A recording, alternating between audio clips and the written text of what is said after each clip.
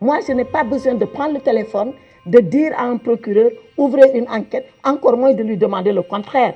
Quand il rend compte, il dit, voilà ce qui s'est passé, voilà malheureusement, il y a eu un cas de décès, 1, autopsie, 2, enquête, et c'est automatique, et c'est en train d'être fait.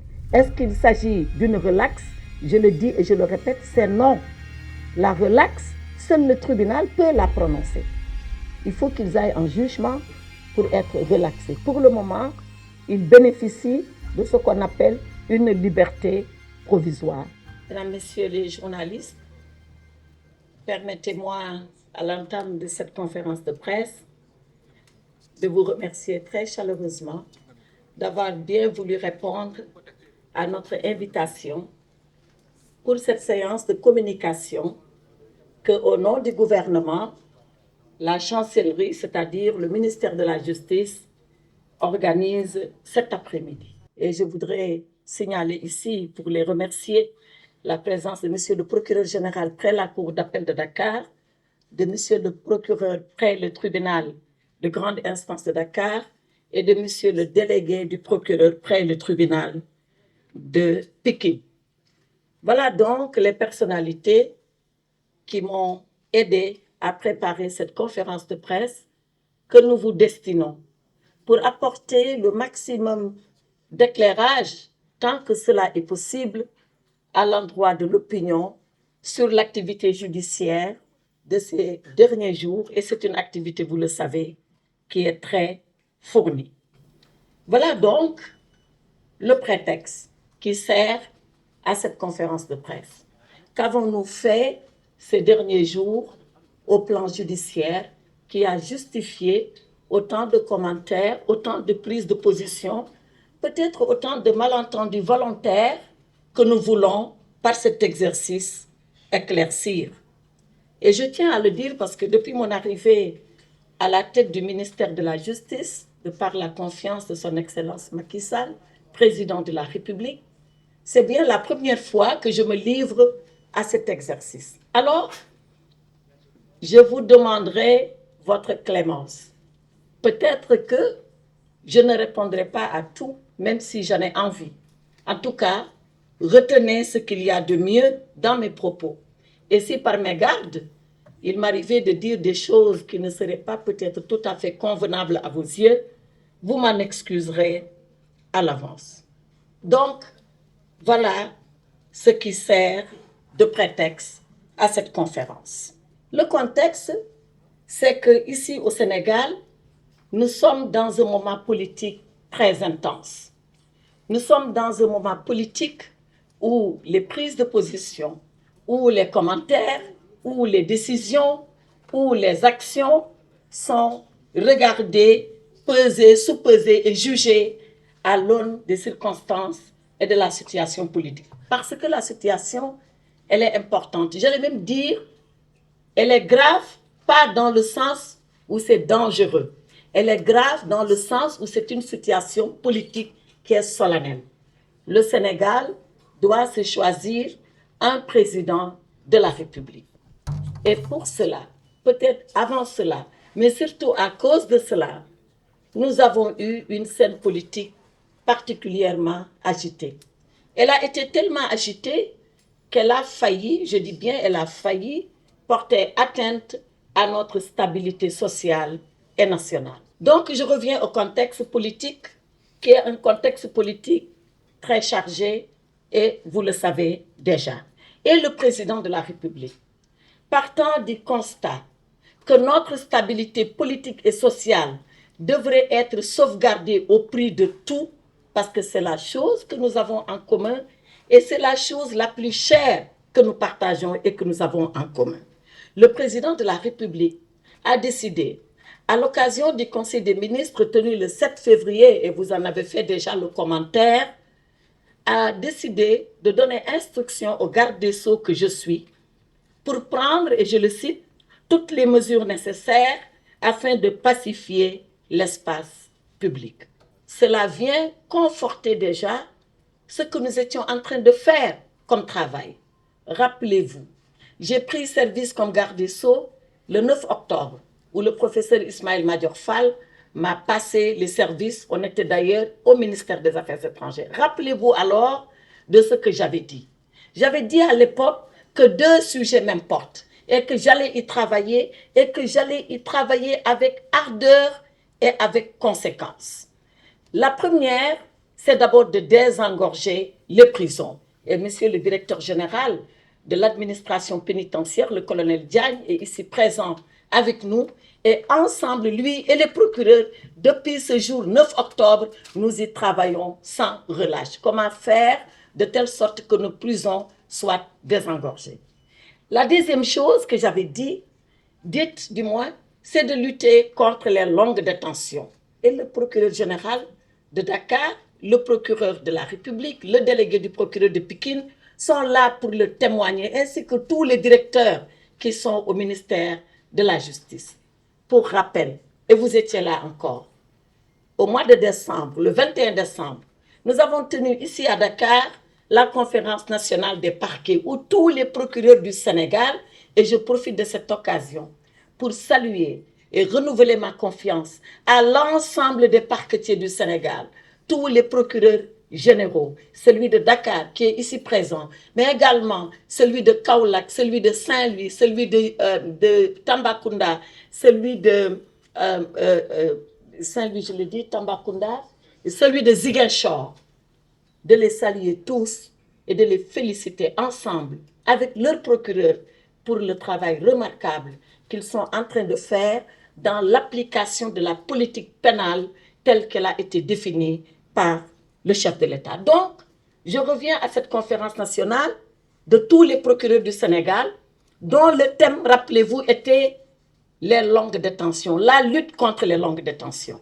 C'est pour vous dire, mesdames et messieurs les journalistes, que ce que le président de la République nous a demandé de faire dans une adresse solennelle à l'occasion du Conseil des ministres du 7 février, nous étions déjà en train de le faire et nous avions déjà commencé à le faire. Depuis le 9 octobre, ensuite le 21 décembre et enfin le 7 février venant de monsieur le président de la République.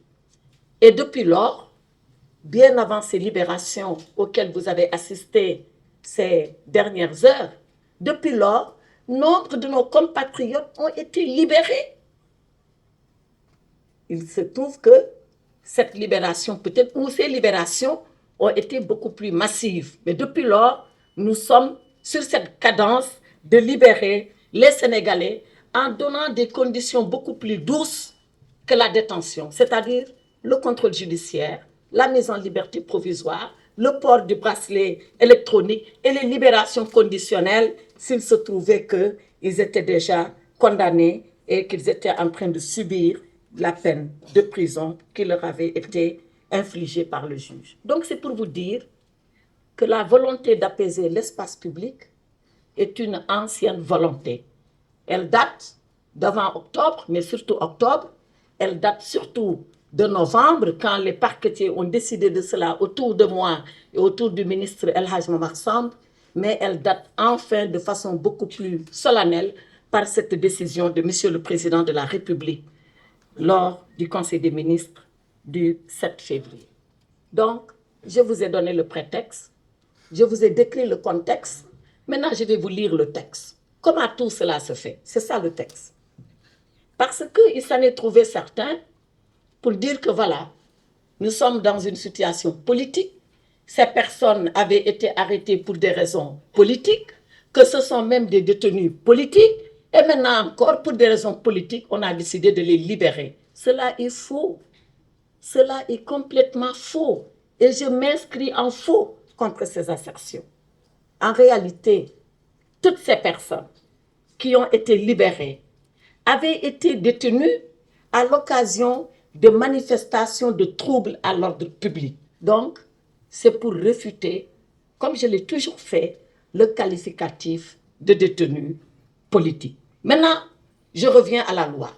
Nous n'avons jamais libéré de façon arbitraire, de façon massive, les personnes parce que la politique nous l'a exigé. Loin de là. Toutes ces personnes qui ont été libérées l'ont été à la suite de dossiers que les procureurs ont examinés cas par cas. Et tout cela, nous le fondons sur le code de procédure pénale qui permet au procureur de la République, lorsqu'il pense que la personne mérite de bénéficier d'une liberté provisoire, de ne même pas attendre son avocat. Il peut le faire lui, le procureur. Il est l'avocat de la société. Si cette personne fait partie de la société, le procureur peut être son avocat s'il l'estime nécessaire. Donc, le procureur étudie le cas, il regarde le dossier et il se dit, je pense que celui-là, il mérite d'être libéré. Mais le procureur ne libère pas. Le procureur dépend des instructions, effectivement, que le ministre lui donne. Mais quand on a fini de donner les instructions, à qui s'adresse le procureur? Il s'adresse à un juge d'instruction qui, lui, ne reçoit pas mes ordres. Je ne peux pas. Qui, lui, est indépendant et autonome.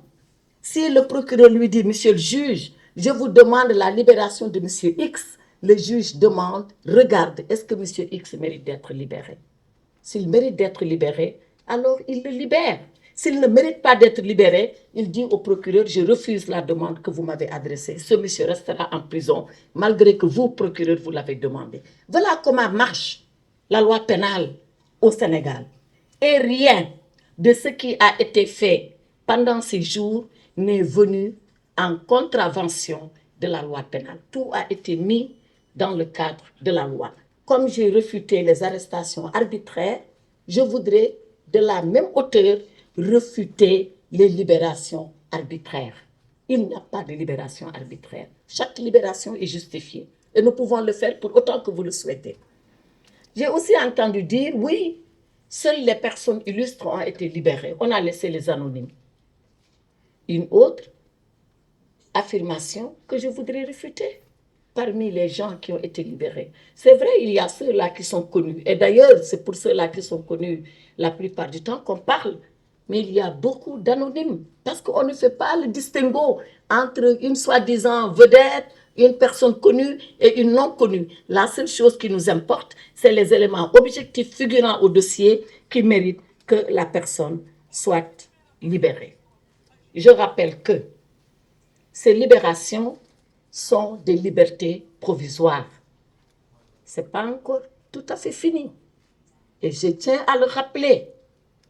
Les gens, je l'espère, pourront tirer la substance de toutes ces leçons apprises. Je l'espère bien. Mais que personne ne s'avise à penser que l'aventure s'arrête là. Les juridictions vont continuer leur travail parce que c'est de leur devoir et de leur responsabilité que de le faire. Donc, ce sont des libertés provisoires. Je le dis parce que beaucoup se sont dit, mais on va être indemnisés parce qu'on a été injustement emprisonnés. Ils ont été emprisonnés, oui, injustement, non. Et quand est-ce qu'une indemnisation pourra intervenir? Seulement quand un juge de jugement, pas le procureur, pas le juge de l'instruction, quand le juge qui va juger définitivement l'affaire va leur dire, je considère que vous n'avez rien fait. Quand un juge devant le tribunal le dira et que cette décision est devenue définitive, alors oui, cette personne peut prétendre à être indemnisée. Pour le moment, je le rappelle, ce sont des libérations provisoires sous certaines conditions et je ne voudrais pas que dans l'euphorie ambiante et générale, que ces gens pensent qu'ils en ont fini. Je souhaite qu'ils en terminent avec la justice, mais ils n'en termineront que lorsque le jugement définitif sera intervenu. Je voudrais encore rappeler, et je ne le rappellerai jamais assez, que le Sénégal est un état de droit où la loi s'applique. Elle s'applique parce que nous devons garantir l'ordre public. Et qui garantit l'ordre public? L'ordre public est garanti par l'État au travers de ses services. Ces services, c'est la justice, d'abord. Et je voudrais rendre hommage à tous ces magistrats qui, pendant des temps difficiles, ont pu, matin, midi, soir, de jour comme de nuit, abandonnant leur famille, abandonnant toutes leurs activités, ne se consacrant qu'à une chose, faire de telle sorte que l'ordre public et la stabilité règnent au Sénégal. Je voudrais leur rendre hommage parce que ces temps-là ont été des temps éprouvants, et pour eux, bien sûr pour tous les Sénégalais, mais particulièrement pour eux. Je voudrais également dire la même chose aux forces de défense et de sécurité. Parce que si nous sommes là, en train de parler, si nous sommes là, en train de faire des commentaires, si nous sommes là, que chacun travaille, que chacun puisse vaquer à ses occupations, c'est parce que les forces de défense et de sécurité, la gendarmerie, la police nationale, ils ont fait leur devoir. Et ils l'ont fait sans murmure et sans commentaire, parce que c'est leur destin et ce qu'ils ont choisi de faire pour leur pays, donc pour le Sénégal. Mais nous ne devons jamais oublier que si nous sommes tranquilles, c'est parce qu'eux sont dans la rue. S'ils étaient chez eux comme nous étions chez nous, alors il en serait autrement. Et c'est l'occasion ici de leur rendre cet hommage appuyé. J'ai entendu très souvent les gens sortis de prison dire « oui, il y avait des mineurs qu'on avait torturés ». Les mineurs au Sénégal, ils ont un statut particulier. On n'a jamais emprisonné un mineur dans là où on emprisonne les majeurs. Ça n'existe pas. Les mineurs, ils sont ce qu'on appelle communément ici à Dakar, au Fort B. Et dans toutes les prisons, il en est ainsi. Les mineurs sont séparés des majeurs. Maintenant, quelqu'un dit oui, c'est un mineur parce qu'il a 19 ans. Mais 19 ans, c'est une majorité pénale. Hein? Qui est majeur au Sénégal? La majorité pénale, c'est 16 ans. La majorité électorale, vous le savez, c'est 18 ans. La majorité civile, c'était 21 ans jusqu'il y a quelques moments, et c'est revenu à 18 ans. Donc, les majorités s'apprécient au regard de l'acte qui a été posé ou de l'acte qu'on veut engager. Il n'y a pas une majorité pour tout le monde. Donc, quelqu'un peut avoir 19 ans, et même s'il a 19 ans, il est majeur sur le plan pénal. On dit oui, ils ont été torturés. La torture, elle est punie au Sénégal. Elle est condamnée au Sénégal. Et j'ai ici, dans mes documents, lorsqu'il s'est avéré par extraordinaire, et ça c'est des cas rares, où on a vu l'administration pénitentiaire torturer un prisonnier, quel qu'il puisse être, où nous sommes intervenus pour sanctionner et de la façon la plus sévère. Et j'ai tous les documents à votre disposition. Donc, rendre hommage à l'administration pénitentiaire qui fait un travail extraordinaire et dans des conditions difficiles.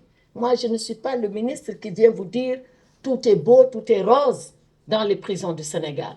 Nous avons des difficultés parce que les prisons, elles sont pleines. D'où, tout à l'heure, comme je le disais, notre conférence nationale de parquet pour désengorger les prisons. Et c'est dans ces conditions que les pénitenciers, comme on les appelle communément, travaillent tout en préservant la paix dans les prisons et tout en sauvegardant la dignité des prisonniers. Ce n'est pas parce qu'ils sont emprisonnés, ce n'est pas parce qu'ils sont en détention qu'ils perdent leur dignité, bien au contraire, et nous faisons de notre maximum pour pouvoir leur conserver, leur préserver cette dignité.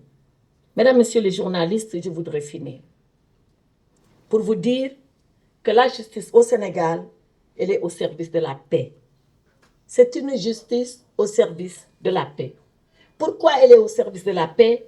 Parce qu'elle est pour le maintien de l'ordre public. Et quand l'ordre public est perturbé, plus personne n'est en paix. Quand l'ordre public est perturbé, nos propres libertés sont menacées. Donc, c'est pour garantir et c'est pour assurer la liberté à l'ensemble de nos concitoyens et à ceux qui ont choisi de vivre sur notre territoire national que la justice intervient pour rétablir l'ordre public. La justice est une règle parce qu'elle sanctionne qui apaise. Mais c'est également une règle lorsqu'elle pense que la sanction n'a pas lieu d'être ou la sanction n'a plus lieu d'être, qu'elle puisse prendre toutes les mesures de correction pour ramener la quiétude et apaiser le climat social. Et comme on le dit communément, la justice, elle agit et elle passe.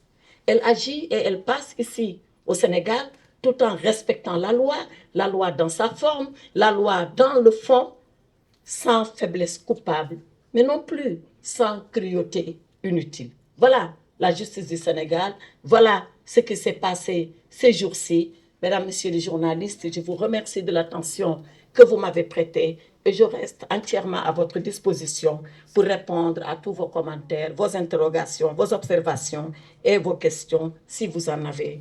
Je vous retourne la parole. Bonjour, j'avais une question par rapport au décès issu des manifestations. Où en sont les enquêtes? Oui, bonne question.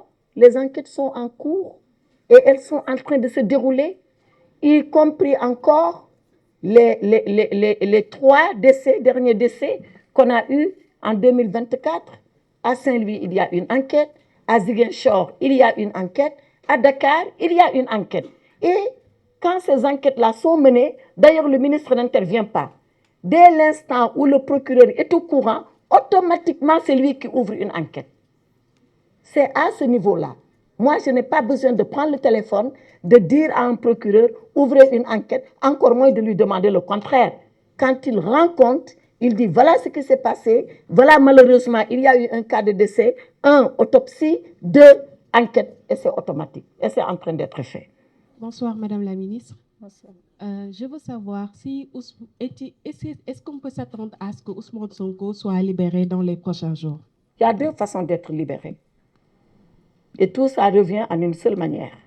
La première façon, c'est quand votre avocat dépose une demande de mise en liberté provisoire et le juge apprécie. La deuxième manière, c'est quand le procureur lui-même, qui avait demandé que vous soyez sous mandat de dépôt, estime que vous n'êtes plus dans les conditions du mandat de dépôt et qu'il adresse dans ce sens-là, sans être saisi par qui que ce soit, il estime objectivement que maintenant c'est le temps de le faire parce que les conditions sont réunies, il saisit le juge et il demande au juge de le faire et tout ça, c'est les juges qui apprécient et qui le font de façon souveraine.